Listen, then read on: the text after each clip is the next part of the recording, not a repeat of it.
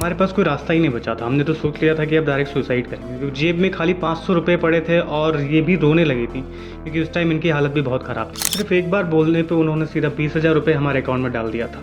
तो हे दोस्तों, आप सभी का स्वागत है दिल से समा रवि की दुनिया में एक बार फिर से। तो दोस्तों, आज का टॉपिक कुछ ऐसा है कि जिसमें हम अपने बारे में ना बात करके उस इंसान के बारे में बात करने वाले हैं जिसने हमारी हर कदम पे मदद की थी।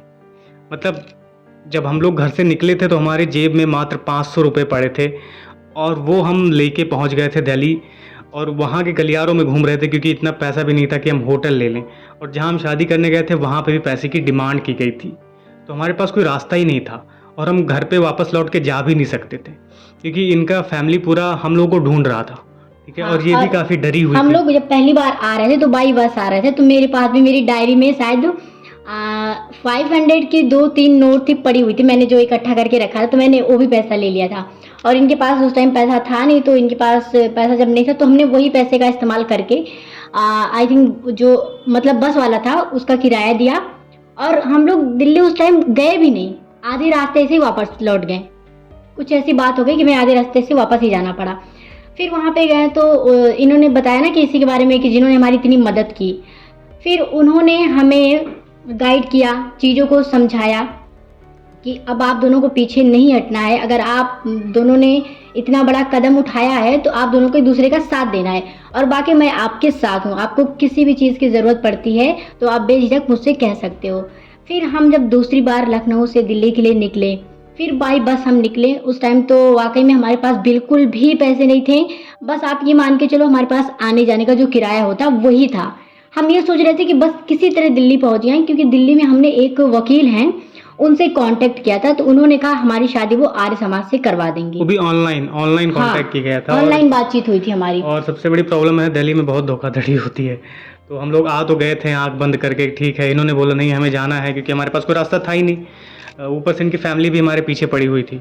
तो हम लोग सीधा उसके लिए निकले और जब हम लैंड किए तो वहाँ हमें पता चला कि हमें पैसे देने पड़ेंगे शादी के लिए, वो भी कम से कम 15,000 रुपये, 20,000 रुपये, और हमारी जेब में खाली 500 रुपये पड़े थे और वापस जाने तक के पैसे नहीं थे उस टाइम। तो हम लोग वहाँ खाली दो तो घूम रहे थे। इवन इनको भूख भी लगी थी, उसके लिए भी पैसा नहीं था कि कुछ खरीद के खा पाएँ। तो बीच में तो वहाँ रोने लगी। इनका क्या है कि ये बहुत जल्दी इमोशनल हो जाती हैं कि हम लोग इतने चीज़ों को गो थ्रू कर रहे हैं, वो कहीं दोबारा जाना पड़ा, दोबारा फैमिली ने पकड़ लिया, अलग कर दिया। तो ये तो फिर रोने लगी थी, एकदम टूट गई थी। फिर मैंने हिम्मत करके, कि मैं नहीं चाहता था कि मैं उनसे मदद मांगूं क्योंकि वो बहुत मदद कर चुके थे हमारी पहले ही, बट हिम्मत करके मैंने उन्हें एक बार ये चीज़ बताई और उनको टू बी ऑनेस्ट 5 सेकंड भी नहीं लगे वो डिसीजन लेने में, और सीधा उन्होंने 20,000 रुपये हमारे अकाउंट में ट्रांसफ़र कर दिया था। मेरे अकाउंट में ट्रांसफ़र किया था उन्होंने, तो उन्होंने 20,000 रुपये ट्रांसफ़र कर दिए तुरंत। फिर जहाँ हमें शादी करनी थी, मैंने आपको बताया आर्य समाज से शादी, तो वो चीज़ें शायद लीगली नहीं होती हैं, बट हमने ये सोचा कि शादी हमारी जल्दी हो जाए, तो उसके चक्कर में हमने आर्य समाज वाली शादी को सोचा यही कर लेते हैं। तो उस वकील ने हमसे कहा 20,000 रुपये आपके लगेंगे और आपकी शादी हो जाएगी एक दिन के अंदर ही। हम दोनों भी खुश हो गए बिल्कुल कि एक दिन में हो जाएगी, तो बहुत अच्छी बात है, क्योंकि उस टाइम हमें कुछ पता नहीं था, कोर्ट मैरिज वगैरह कुछ भी आइडिया नहीं था। तो हम लोग समझिए वही ना आँख बंद करके चले आए थे। तो उसने ये बोला था कि हम दोनों कराएंगे, आर्य समाज और कोर्ट मैरिज दोनों कराएंगे, लीगल मैरिज होगी। और हुआ क्या, ऐसा धोखाधड़ी हो गई थी, खाली आर्य समाज से कराया गया और सर्टिफिकेट भी जो दिया गया वो भी गलत था, बिल्कुल। नहीं, पहले हुआ क्या ना कि जब उन्होंने मतलब जो मेन वकील थे जिनसे हमारी बात हुई थी वो हमसे सामने से नहीं मिली, उन्होंने 1-2 लोगों को भेजा कि हमें पिक कर ले। उन्होंने हमें पिक किया, सारी हमारी जो भी डिटेल्स थी ले ली, सब कुछ। फिर वो बोल रहे कि आप हमारे साथ साथ चलो, हमें बहुत सी जगह लेके गए, ठीक है, जगह लेके, लेकिन उन्होंने एक भी फ़ोटो क्लिक नहीं करने दी। मैंने इनसे बोला कि जो भी कागज़ है उसकी फ़ोटो खींच के रख लो, तो उन्होंने मना कर दिया कि फ़ोटो आप नहीं क्लिक कर सकते हो। और आपको पता है हमारे पास तो पैसा था नहीं, इनके भैया ने मतलब जो भी पैसा दिया था उसी पैसे से हमें शादी करनी थी, सब कुछ करना था, क्योंकि उस टाइम हमारी और कोई मदद कर ही नहीं रहा था। तो हाँ दोस्तों, जैसा कि इन्होंने जस्ट अभी बोला कि मेरे भैया थे, तो वो मेरे बड़े पापा के बेटे थे और वो हैं बड़े पापा के बेटे, लेकिन मेरे बड़े भाई से वो बहुत लाख गुना अच्छा है, मैं ये बोलूँगा। क्योंकि आज तक मेरे बड़े भाई ने मुझे एक भी पैसा वैसे दिया नहीं है, और ऐसे सिचुएशन में तो पूरी फैमिली जो है मेरे अगेंस्ट थी उस टाइम। तो वो सामने आए, उन्होंने हमारी मदद की, और खाली पैसे से नहीं, उन्होंने हर तरीके से मदद की, इमोशनली हमारी बहुत मदद की। और एक चीज़ मैं और रिवील करना चाहूँगा कि he is also in an inter religion marriage, तो उनका भी इंटर रिलीजन ही शादी है। तो उन्होंने हमारी बहुत मदद की और उन्हीं की बात हम कर रहे हैं आज, क्योंकि ये बताना बहुत ज़रूरी है, जो आपके दुख में साथ रहते हैं उनका शुक्रिया आपको हमेशा करना चाहिए। इसलिए हमने सोचा कि हमने सब कुछ तो बता दिया, लेकिन ये पार्ट जो हम लोग मिस आउट कर रहे हैं वो ज़रूर बताएंगे, क्योंकि जब आप लोग भी कमेंट करते हैं तो वो भी बड़ी पॉजिटिव लगती है, उसके बारे में हमेशा बात करता रहता हूँ।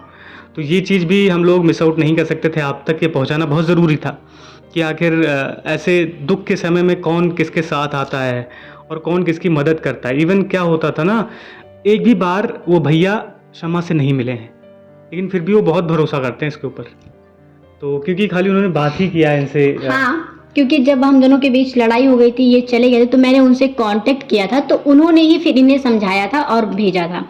फिर आगे की मैं बताती हूँ स्टोरी। जब उन्होंने पैसा भेज दिया, फिर जो हमारी शादी करवा रहे थे उन्होंने बोला आप 20,000 रुपये पे कर दो, चलिए हम शादी करा दो। तो मैंने इनको समझाया नहीं, हम एक साथ पूरे पैसे पे नहीं करेंगे, क्योंकि हम एक अनजान सिटी में आए हुए हैं। तो अगर हम पूरा पैसा कर भी दें और पता चला हमारी शादी हुई नहीं, तो पैसा भी गया, शादी भी नहीं हुई। तो हमने उनसे बोला नहीं, हम हाफ पेमेंट करेंगे, हाफ बाद में करेंगे। ये तो उस टाइम एग्री थे पूरा पेमेंट करने के लिए, ये तो करने ही जा रहे थे, क्योंकि उस वकील ने जिसको भेजा था ना, तो वो एक दुकान पे पेमेंट करवा रहा था। तो मुझे थोड़ा डाउट हुआ कि मतलब ये लोग इधर उधर से करवा रहे हैं सारी चीज़ें, पता नहीं लीगल होगी कि नहीं। तो मुझे थोड़ा सा अंदर से डर लग रहा था। तो मैंने इनको बोला तुम अभी 10,000 पे कर दो, 10,000 बाद में कर देना। तो इन्होंने दुकान पे 10,000 रुपये पे कर दिए। वो शादी करवाने के लिए हमें लेके गया। तो हुआ क्या, वहाँ पे एक पंडित जी थे जो मतलब हमारी शादी करवाते हैं। तो वहाँ पे हम दोनों को लेके गए वो। फिर उन्होंने सारी चीज़ें जो भी होती है उन्होंने अपने हिसाब से किया। फिर उन्होंने भी पैसा लिया हमसे। जो हमने 20,000 रुपये अलग से वो करवाए थे, वो था ही, इनको ही पैसे देने थे। तो यहाँ इन्होंने भी मतलब 500, 1,000 रुपये ऐसे ऐसे करके कम से कम 2-3 हज़ार रुपये पंडित जी ने भी लिए। बट ये शादी जो थी ना, एक हमारे साथ फ्रॉड हो रहा था। हाँ, वो अगर तो हम और भी पंडित जी से मिले हैं, बट वो 100% वो लोग फ्रॉड ही थे, क्योंकि जिस तरीके से वो हमारे साथ कर रहे थे तो हम लोग समझ गए। धीरे धीरे हमारे दिमाग में आ रहा था कि भाई कुछ ना कुछ तो गड़बड़ है। फिर हमने सोचा ठीक है ये लोग कर रहे हैं। फिर उन्होंने कोई सर्टिफिकेट बना के दिया, फिर उन्होंने कुछ एफिडेविट वगैरह बनाया और वो हमें लेके जाने लगा। इधर लेके दौड़ रहा है, उधर लेके दौड़ रहा है, किसी और कैबिन में जा रहा है वकीलों के, किसी दूसरे कैबिन में जा रहा है। तो हम लोग उससे बार बार पूछ रहे थे भाई इसका कुछ सोल्यूशन है, क्या करा रहे हो आप? तो कह रहा नहीं, तुम लोग चुपचाप हमारे पीछे चलो। हम लोग भी उस टाइम डरे हुए थे, क्योंकि हमें भी नीड थी चीज़ों की। तो हमने तो ऑलरेडी सोच लिया था कि भाई हमें तो करना ही है, क्योंकि हमारे पास कोई रास्ता ही नहीं था वापस जाने का। तो हम लोग सारी चीज़ें उसकी फॉलो कर रहे थे। फिर वो हमें लेकर गया नए वकीलों के पास, जहाँ पे 3 वकील लोग बैठे हुए थे। उनसे बोला कि मतलब इनकी शादी आर्य समाज से हमने करवा दी, आगे का जो प्रोसेस होगा वो आप लोग करवा देना। वो बस हमें वहीं पे छोड़ के और सर्टिफिकेट पकड़ा के वैसा चला गया। बोला आगे का ये करवाएंगे आपसे। फिर वो लोग क्या बोलने लगे कि आप लोग कहाँ से हो और भाग के क्यों आए हो, मतलब बहुत से सवाल करने लगे। इनको उल्टा सीधा चढ़ाने लगे कि तुम फंस सकते हो, ऐसा हो सकता है, वैसा हो सकता है। मतलब वो लोग भी पैसा ऐंठना चाहते थे। पैसा लेना चाहते थे। साफ साफ बात ये है कि हम दोनों को डरा रहे थे कि ये लोग को डराएंगे, फिर चीज़ें बताएंगे, कितना पैसा लगेगा, तब जा करके तुम लोग सेफ होगे। तो हमने भी उस टाइम बोला कि हम लोग समझ गए पूरा कि हमारी शादी भी नहीं हुई है, पैसा भी चला गया और वापस तो आने वाला था नहीं पैसा, क्योंकि वो चला गया। फिर उससे कोई कांटेक्ट हुआ ही नहीं हमारा। फिर इन वकीलों ने, जो 3 वकील थे, इन्होंने थोड़ी बहुत बातचीत की। तो जब ये लोग भी बहस करने लगे तो हम दोनों ने फिर वहाँ से तुरंत हमने बोला कि हमें नहीं करनी शादी यहाँ से, और भाई हमारा पैसा वापस करवा दो। पैसा वापस करने के लिए हमने बोला उनसे, तो उन्होंने बोला कि पैसा वापस नहीं होगा, आपकी शादी हो चुकी है। क्योंकि तो पैसा भी नहीं मिला था और कुछ लीगल मैरिज भी नहीं हुई थी हमारी। तो फिर हम वहाँ से निकल गए और थैंक गॉड इनका आइडिया जो था कि आधा ही पैसा देंगे, हमारे पास पैसे जो है कुछ बच गए थे। तो फिर हम होटल वगैरह में रहे और फिर से हमें उसके बाद फिर हमें वापस आना पड़ा था लखनऊ। तो उसके अलावा कोई रास्ता नहीं था। लखनऊ आके हम लोग हमने रूम लिया, वहाँ पे रहने लगे और फिर हमने सोचा कि लखनऊ से हम कोर्ट मैरिज करेंगे। और उसके लिए भी फिर हमने वकील हायर किया, उसने भी बहुत पैसा लिया। हाँ, उसने भी कम से कम 15,000 रुपये हमसे लिए थे, क्योंकि हमारे पास कोई विटनेस नहीं था। कोर्ट मैरिज करने के लिए 3 विटनेस चाहिए होते हैं, तो वो हमारे पास नहीं थे उस टाइम। हमने बहुत लोगों से हेल्प ली, लेकिन सबने मना कर दिया। तो लास्ट में वकील ने बोला कि अगर आप लोग नहीं मैनेज कर सकते तो आप लोग उसका पैसा दे दो, मैं मैनेज करवा दे रहा हूँ। सब कुछ उसने मतलब पूरा पैसा ले लिया, विटनेस का पैसा ले लिया, सारी चीज़ें करवा दी। हुआ क्या, लास्ट टाइम में 1 महीने, आपको पता है कि जो कोर्ट मैरिज करते हैं तो 1 महीने का टाइम होता है। 1 महीने तक क्या होता है, वेरिफिकेशन होता है, आप जहाँ रहते हो उस जगह का, और आप लोग मतलब ऐसा तो नहीं कि फ्रॉड है, लड़का या लड़की कुछ गलत है, तो सारी चीज़ें 1 महीने के लिए आपको टाइम दिया जाता है। 1 महीने तक हम उस रूम पे रहे ही नहीं, क्योंकि उसके पहले मेरी फैमिली आ गई। फैमिली आ गई तो मुझे लेके चली गई, इन्हें अलग कर दिया, तो वहाँ की भी शादी हमारी नहीं हुई और वहाँ का भी पैसा हमारा 15,000 रुपये बर्बाद हो गया। राइट। तो बस वही था, फिर उस टाइम भी भैया ने हम दोनों के बीच एक कम्युनिकेशन बनाए रखा। वो ऐसा नहीं है कि उन्होंने कभी मेरा अकेले का फेवर लिया हो या फिर इनका अकेले का फेवर लिया हो, कभी नहीं। वो दोनों लोग की बातें सुनते हाँ। थे, फिर उसके बाद वो डिसीजन लेते थे, और उन्होंने ये कभी बोला भी नहीं, हमें फोर्स भी नहीं किया कि तुम ये करो। वो सब कुछ सुनने के बाद बस ये बोल देते थे कि तुम लोगों की जो चॉइस है उसको करो, मैं तुम्हारी मदद हर तरीके से करूँगा। और टू बी ऑनेस्ट उस टाइम ऐसा समय था ना कि कोई भी हमारे साथ में नहीं था, ना सोसाइटी, ना फैमिली, ना पुलिस वाले, खाली एकमात्र वही थे जो हमारा सपोर्ट कर रहे थे। फिर दोबारा भी जब हम लोग आए थे दिल्ली, उस टाइम भी एक बार ऐसा सिचुएशन हो गया था कि मेरे पास पैसे एकदम ज़ीरो हो गए थे।